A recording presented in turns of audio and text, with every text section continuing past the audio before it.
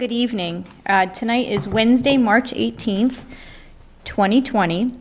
Normally, we would be holding a Board of Selectmen's meeting and had planned to do so up until a few hours ago when logistically we ran into some complications for holding the meeting. A few of those logistical items that we still need to sort out before we can hold a meeting would be public access to the meetings for not just viewing, but for participation. This is important as part of our public comment process in the meetings.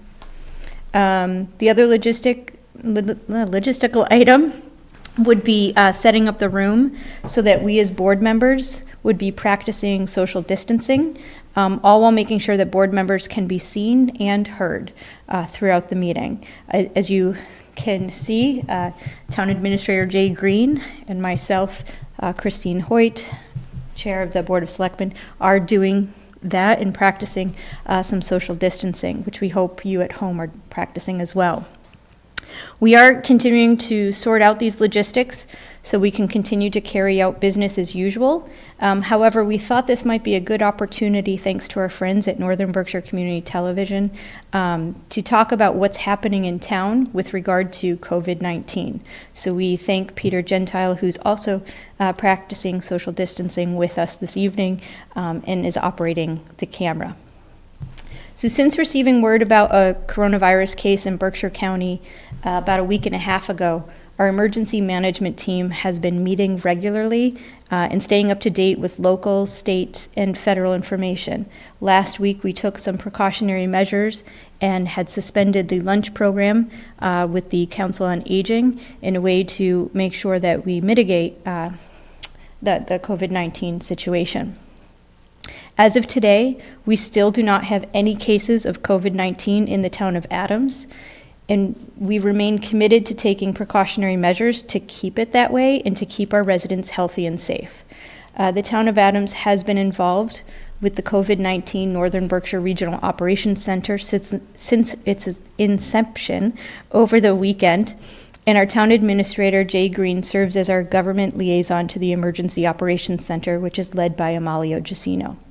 Please note that the Emergency Operations Center, the EOC, has set up a hotline for the public to ask questions via telephone. That number is 413-662-3614, or you can send an email to nbcovid, so nbcovid @gmail.com, which will reach the Community Outreach Center where resources will be available. I've asked Jay this evening to provide an update with regard to where we are with municipal buildings and services. So Jay, I'll turn that over to you. Thank you. Good evening, everybody. Over the course of the last several days, significant changes in the way we live our lives and work have taken place. Adopting to these changes will not be easy, and additional disruptions and other restrictions are possible as this situation evolves. After much thought and deliberation, we decided to close all municipal buildings to the public in the interest of public health and staff safety. This action is consistent with our fellow municipalities and in solidarity with state and federal officials and their efforts to slow the spread of this flu-like virus. Of particular concern is that based on the information we have now, the COVID-19 virus appears to be more contagious than seasonal flu and can result in severe symptoms for our elderly and immune-compromised members of our community. Therefore, techniques such as frequent hand washing, disinfecting surfaces, keeping your hands away from your face, and along with social distancing and restrictions on large community, civic, and social activities will help defend us against the possibility of infection. If you are feeling ill, please stay home. We must protect ourselves and our town staff so that we can continue to operate and provide the services that you rely on. Despite these disruptions, as municipal officials, we must carry on. We have to find a way to continue to provide the services that our community expects of us and provide some normalcy for you, our constituents. It won't be easy, but it is our responsibility. With that being said, what follows is the way we will be operating for now, unless and until this situation changes. I want to be clear. Although the buildings are closed to the public, this does not mean that we are closed to you. Town staff are available to the public via telephone and email to provide continuity of town services. Town Hall offices. All of our offices here at Town Hall are available by phone, and a drop box has been installed in the front entrance near Park Street for any documents or paperwork that can be dropped off. This box will be checked frequently during the day, but please be advised it will not be checked after 5 p.m. Our treasurer's office is still working. Bag tags and transfer station permits are still available, and online service fees will be waived for anyone wishing to do the range of online services offered by that department. Because there are several, we encourage you to call the treasurer and collector's office, speak with Kelly or Ashley, and they'll walk you through the procedures in order to continue those services. Our Inspectional Services Bureau is still working as well.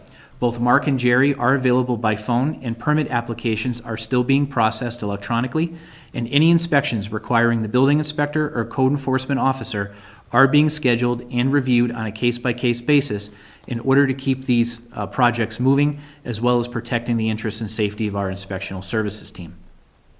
The Adams Free Library is available to the public by telephone 9 a.m. to 3 p.m. Monday and Tuesday, Thursday and Friday. Please call the library ahead to make any arrangements for pickup, as their catalog is available online. Fees will be waived and due dates will be extended, and for more information, please make sure you call the staff at the library. Our Council on Aging is still operating, our staff is still available, and limited van service is available as well. Please call to make arrangements, and if you need any support services at all, please do not hesitate to call Erica and her staff at the Council on Aging. Our police department, our DPW, and our wastewater treatment plant are perhaps the most critical pieces of infrastructure and labor staff we have here in the town of Adams. I want to assure the public that plans are being developed as we speak in order to provide for continuity of these important public services during this time.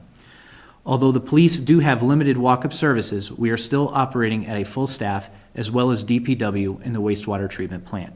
Please call the police department for any services that you may need, and refer to the webpage and our press release on the town webpage regarding what services are being curtailed by them.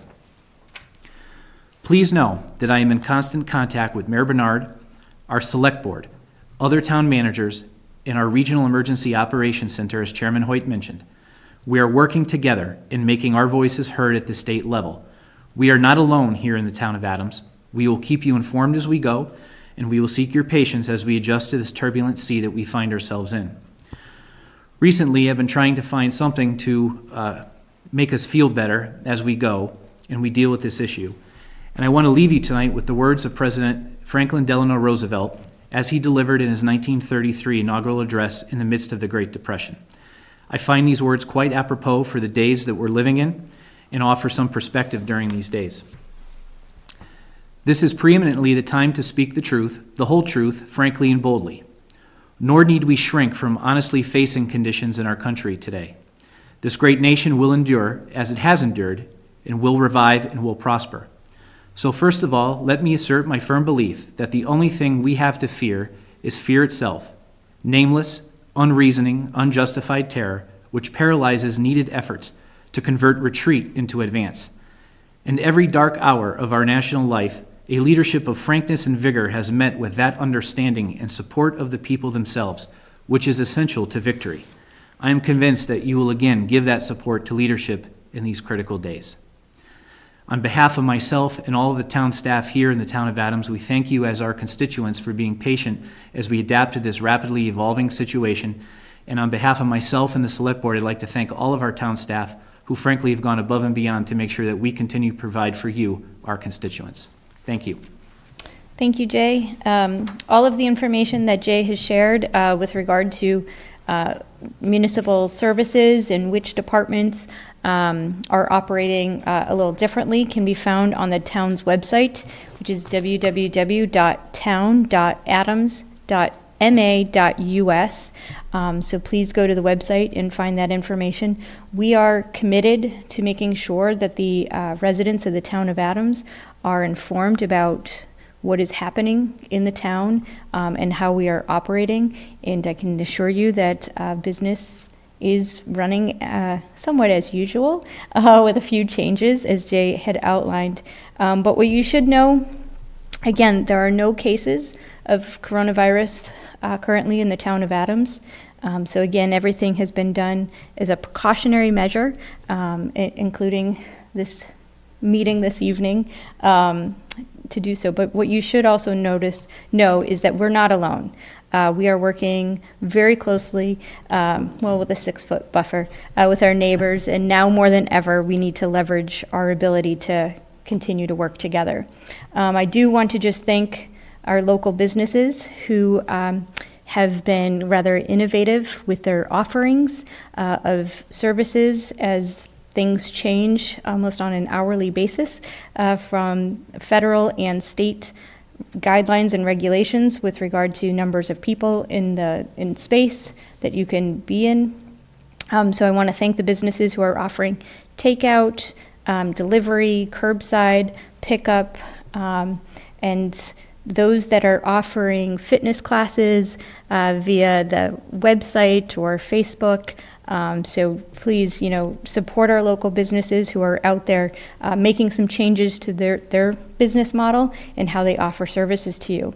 I also wanted to highlight the Adams Hometown Market, which has been wonderful in making sure that the shelves are stocked and ready for anybody who needs to come in and do some shopping. And I applaud them for offering special hours for not only our elderly, but also to our first responders. So they are offering a special hour in the morning from 7 a.m. to 8 a.m. for those groups of people who might be at risk.